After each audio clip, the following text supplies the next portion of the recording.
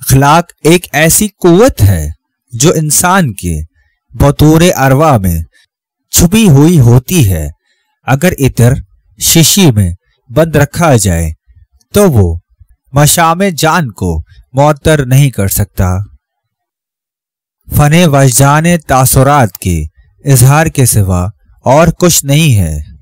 وجدان ایک ایسی کیفیت کا نام ہے جس میں کسی قسم کا تصنع، فریب اور دروغ قطعی طور پر کار فرما نہیں ہوتا. قانون کو دیکھیے تو وہ جرم کو روکنے کے لیے خود جرم کرتا ہے. جب انسان دولت کو کھو دے تو کچھ نہیں کھوتا. اگر حوصلہ کھو دے تو بہت کچھ کھو دیتا ہے. آبرو چلی جائے تو قریب قریب سب کچھ کھو جاتا ہے. لیکن اگر روح مر جائے تو کچھ باقی نہیں رہتا بلکہ سب کچھ مٹ جاتا ہے.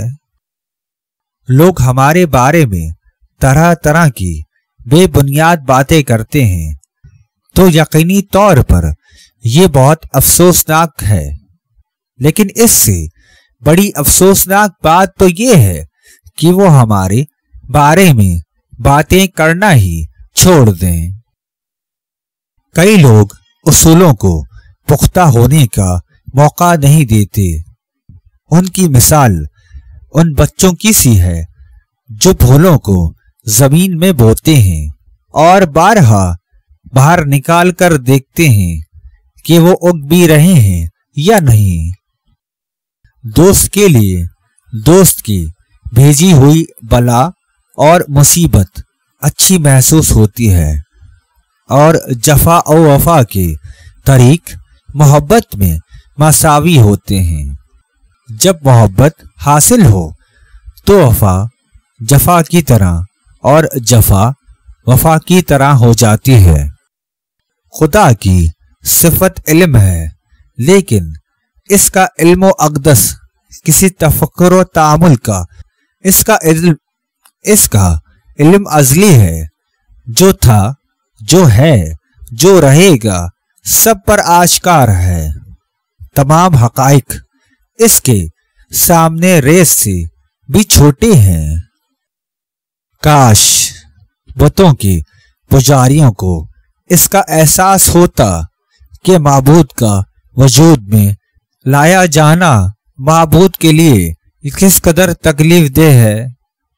اس کا اندازہ اپنے محبوب کو پتھر کہہ کر کیا جا سکتا ہے. لفظ قانون کو لاکھ حسین لبادے پہناؤ اور پھولوں میں سجاؤ لیکن قانون سے مراد صرف حاکم کی مرضی ہی رہے گی. انسان جس قدر سستا ہوگا اشیاء ہی مہنگی ہوں گی. انسان کو مہنگا کر دو، اشیاء از خود سستی ہو جائیں گی. ایلو ویرا پودے کو کاٹ کر اس میں ہلدی مکس کر کے جوڑوں پر لگائیے. 100 سال کی عمر تک جوڑوں میں درد نہیں ہوگا.